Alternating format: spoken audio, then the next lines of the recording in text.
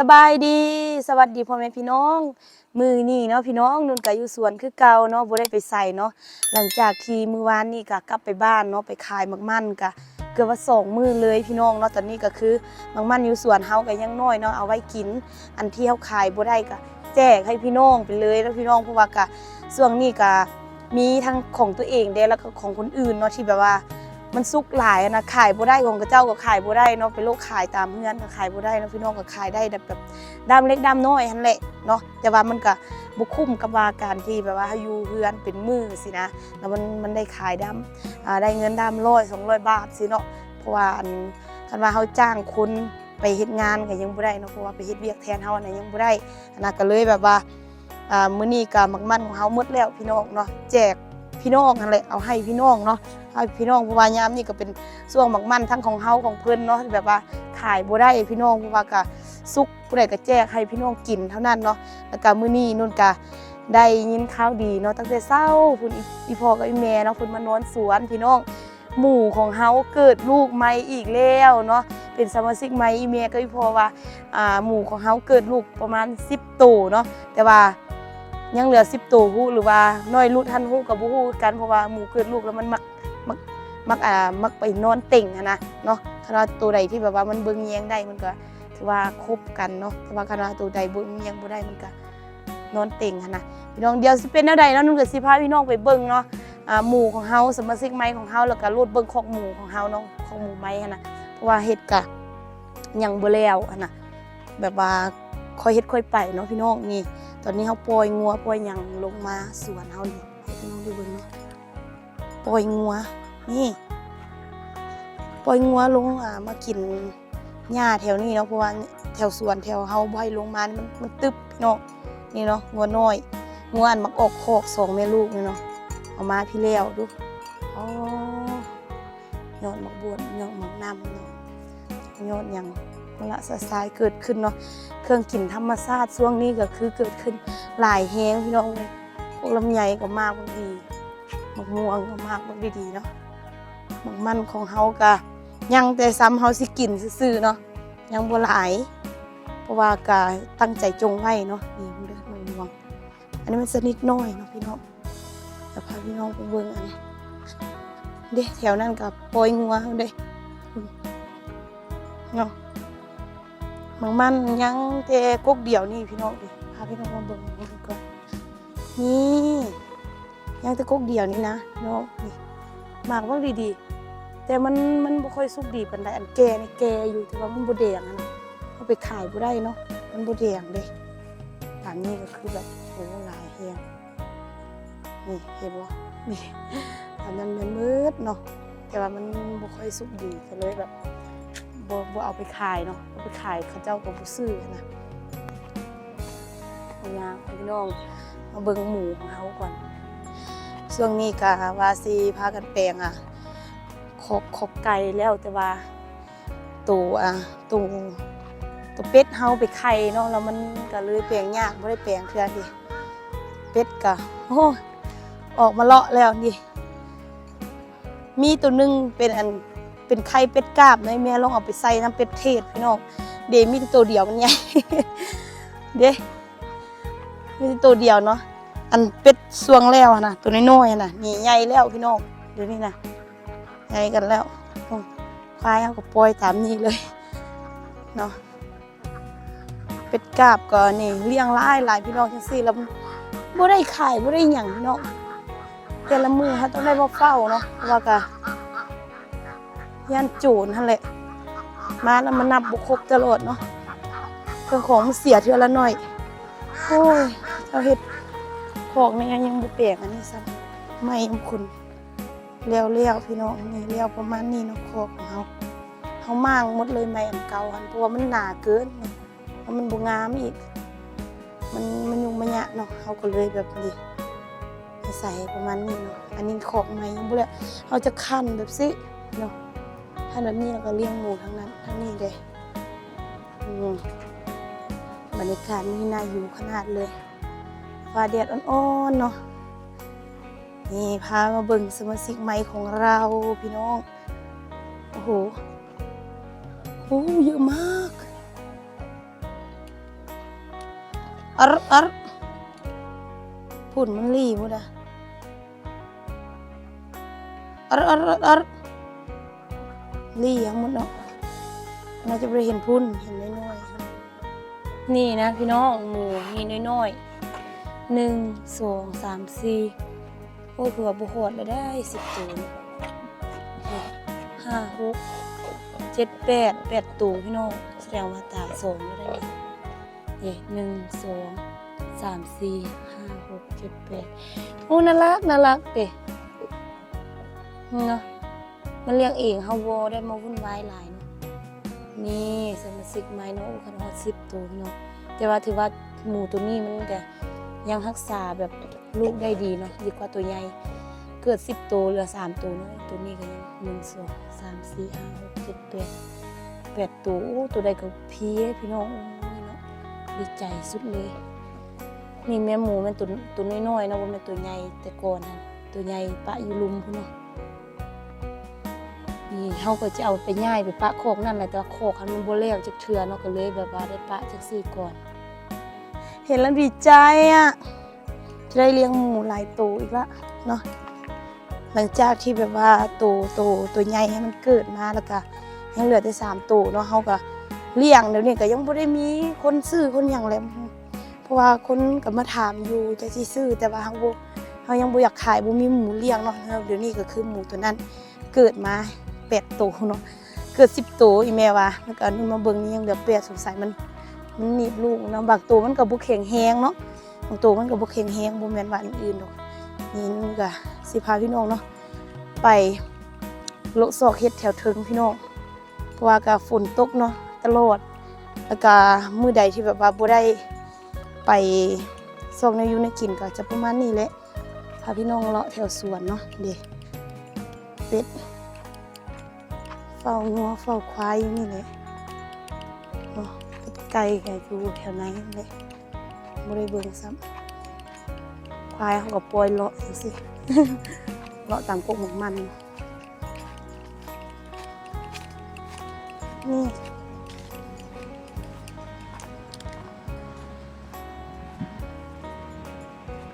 ควาย4ตัวจ้อยปีไก่คือว่ามันตุ้ยพีหัวตัวนี้อยู่คนดำคือควายปีไก่ก็ว่าใหญ่เนาะมีแนวอยู่แนวกินนะ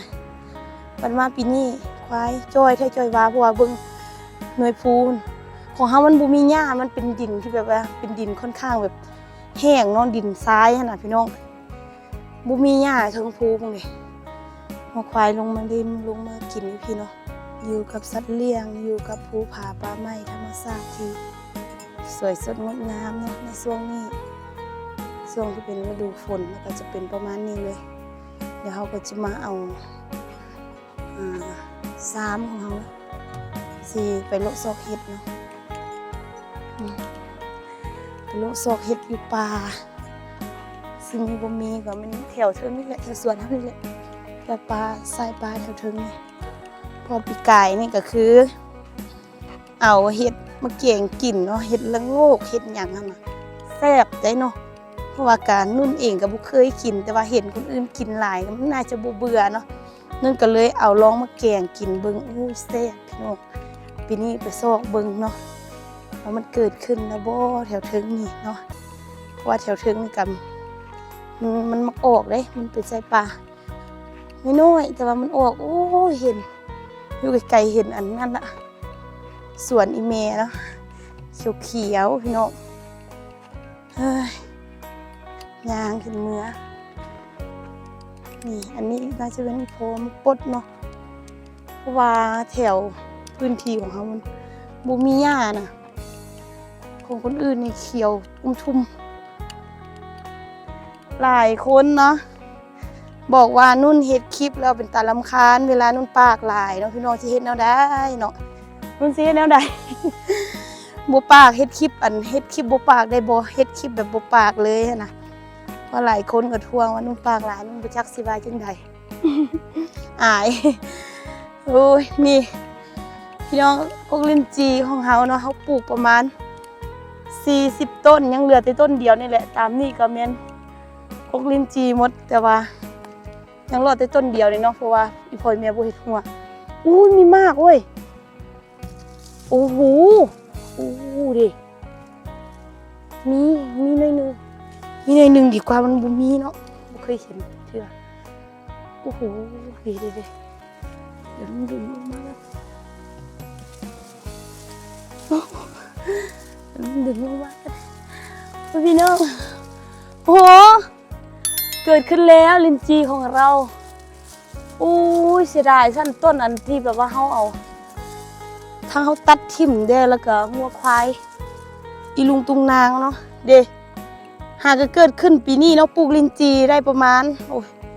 โดนได้แต่เขามาอยู่นี่ก็ปีนึง2 ปีแล้วอีพอก็เริ่มปลูกแล้วแถวนั่นนะพี่น้องต้นมันงามอันนี้บ่งามซ้ำมันต้นที่เหลือนี่นะแต่ว่าอีพอกับแม่ฮือหัวแล้วก็มันก็งัวกับไส้แล้วแหละจากพิษแล้วเนาะมาโซโอ้หน่วยลิ้นจี่แบบใหญ่มากลิ้นจี่ยังหากเคยกินเลยเพราะว่าเขาอาศัยในการปลูกนะบ่ค่อยได้ซื้อจะหวานมันเลยจะส้มเมื่อหวานยังบ่ค่อยสุกดีเนาะแต่ว่าก็มีอยู่ข้างกลางยังมีปีนี้มันมาก5-6 หน่วยที่ปีหน้ามันจะมากหลายแล้วได้นี่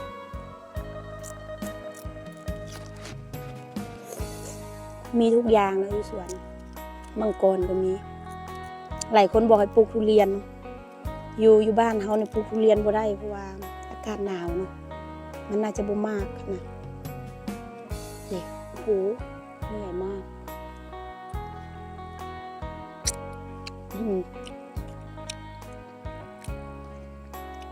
บ่ค่อยสุกดีอยากหวานแล้วก็ส้มหวาน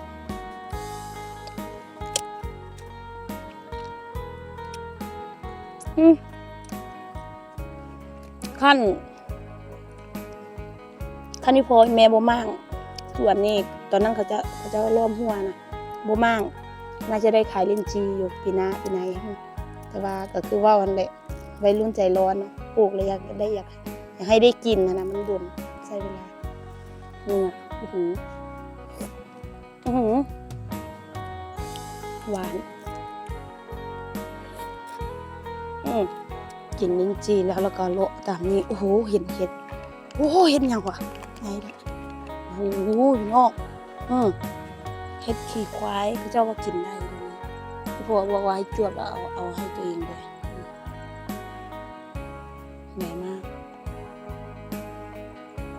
ได้แล้วอันหนึ่งโอ้ไอ้เทยายวาตุงเลาะตามนี้ก่อนเนาะ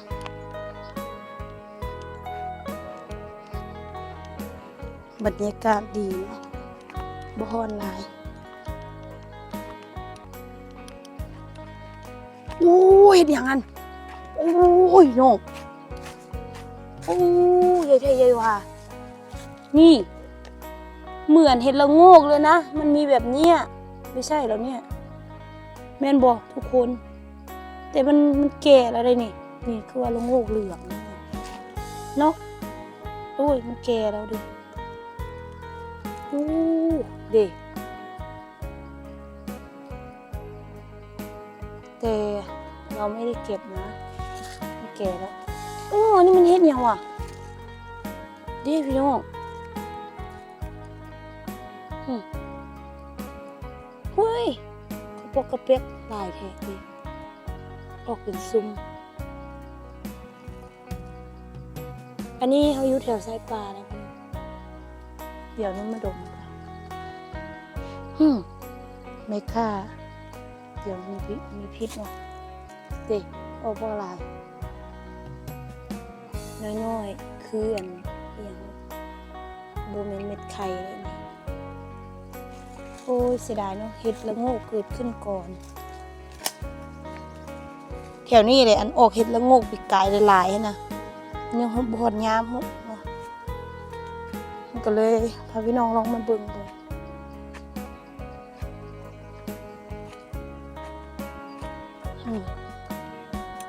ยังรู้ซอกเห็ดแถวป่า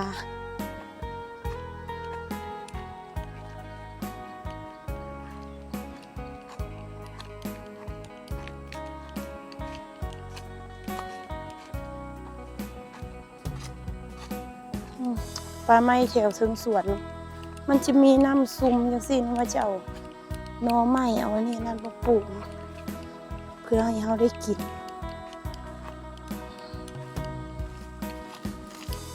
แถวสายป่าอยู่บ้านนู่นมีเห็ดเกิดขึ้นหลายชนิดนี่เห็ดอย่างนี้นี่นะโหนี่เป็นตาแซ่บเด้อนี่ได้มาแล้วก็ดบมันเป็นตะกินได้เฮ็ดนี่นะน้องหู้บอกกันแล้วมันเฮ็ดนี่ดิมันมีอันตัวน้อยๆบ่ได้เก็บมาเฮ็ดทางหู้จักเลาะเบิ่งตามนี่ก่อน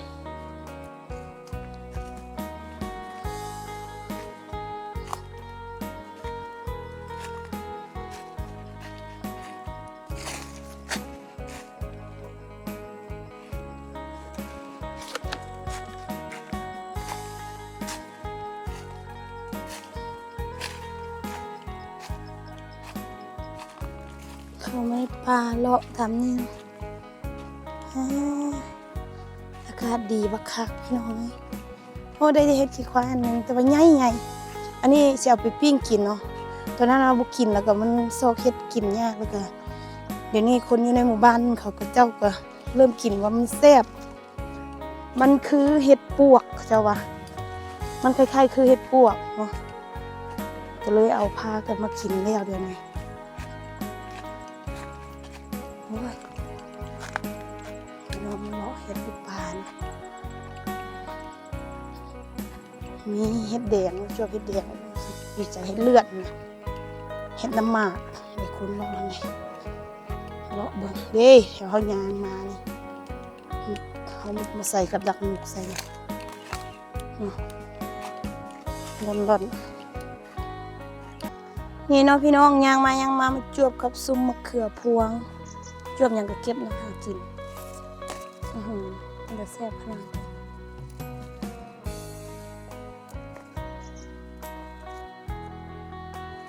กลางปลาเก็บเลยของกินปลาโอ้น้ำปลาหมึกของเลือด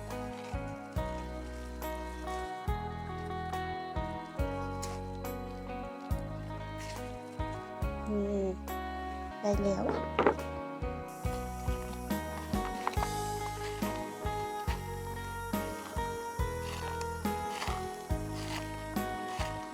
ว่าไม่พอจะเป็นแบบนี้แหละช่วงนี้ก็อยากเงียบเงานิดนึงบ่ค่อยมีอย่างนะเก็บหมดเฮ็ดออกเก็บกินหมดเนาะโอ้ยเห็ดตับเตาประมาณเด้นี่อันนี้อยู่บ้านก็กินเลยนี่ผู้ใดเคยกินเด้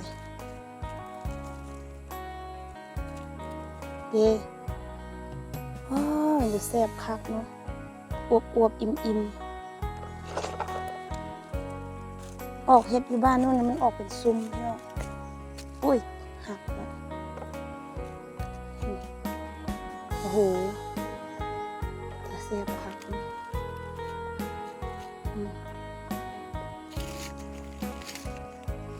ันมีอันตัวนี้น้อยเขาบอกเก็บคนอื่นจะเก็บนี่เก็บก่อนโอ้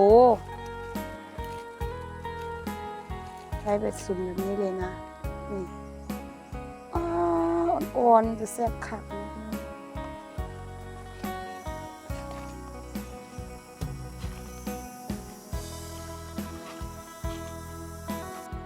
นี่เนาะพี่น้องเขาหาเฮ็ดไปมาก็คือบ่จวบเนาะก็จวบเท่าที่พี่น้องเห็นหั่นแหละเนาะก็ได้หลายอยู่นี่เนาะมันมีเฮ็ดหลายชนิดเนาะอันนี้เอาไปปิ้งกินเนาะอันนี้ส่วนหลายก็เจ้ามาเกณฑ์เนาะอยู่หมู่บ้านก็เจ้าเกณฑ์เฮ็ดแบบนี้นะนี่เป็นเครือเลยแต่แซ่บบ่เนาะแต่ว่าบ่ฮู้ว่าหมู่อื่นเขาเจ้ากินบ่หั่นน่ะอันนี้นุ่นเก็บตามพี่น้องฝั่งไทยว่าดีกินเนาะเพราะว่านุ่นก็สิลองเอาเมื่อให้แม่เบิ่งก่อนว่าเป็นกินบ่อยู่บ้านเฮาคือกินบ่มันจะคล้ายๆเฮ็ดทานหรือว่าเฮ็ด เฮ็ดเฮ็ดตับหมูอะนะเลยเฮ็ดตับหมูแบบว่าเฮ็ดแดงเฮ็ดอิหยังหันนะแต่ว่าเฮ็ดอันนี้ก็คือกันบ่เคยเก็บแต่ว่าลองเก็บมาปนกันแล้วก็สิลองมื้อให้แม่เบิ่งเนาะเพราะว่ามันก็สีสันน่าแซ่บเนาะแต่ว่าเฮ็ดที่เฮากินนี่จะมีเฮ็ดอันนี้กับเฮ็ดตัวนี้เนาะนี่ดอกใหญ่โหจวบหลายเนาะก็คือแบบได้แนวกินหลายแล้วได้นี่มีทั้งหมักแข้งเนาะเป็นพวงพี่น้องก็คือมื้อนี้เนาะพี่น้องนุ่นก็ได้พาพี่น้องเนาะชมบรรยากาศอยู่ตามสวนของนุ่นเนาะปกตินั่นแหละแล้วก็โลดเบิ่งสมาชิกใหม่เนาะสิ่งที่แบบว่าดีที่สุดก็คือสมาชิกใหม่ของเฮาเนาะก็คือเป็นหมูที่เกิดลูกใหม่มาก็โอ้ได้หลายโตเติบเนาะ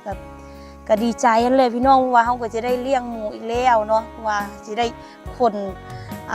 เป็นห้ามเป็นหัวอาหารขึ้นดอยอีกแล้วเนาะจะมีกล้ามเนาะแล้วก็โลดพาพี่น้องเนาะมาซอกเฮ็ด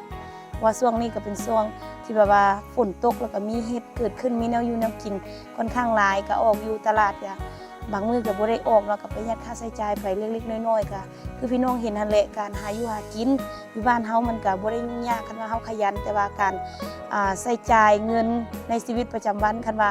เฮาหามันยากเฮาก็ได้จ่ายมันน้อยลงหั่นน่ะก็จะประมาณนี้เนาะพี่น้องก็ถือว่าคลิปนี้นุ่นก็สิได้ปิดเพียงเท่านี้เนาะขอบใจพ่อแม่พี่น้องที่เข้ามาติดตามรับชมคลิปนี้จนจบและคอมเมนต์ให้กำลังใจนุ่นตลอดมาเนาะขอบคุณหลายๆเด้อพี่น้องไปกันเด้อบ๊ายบาย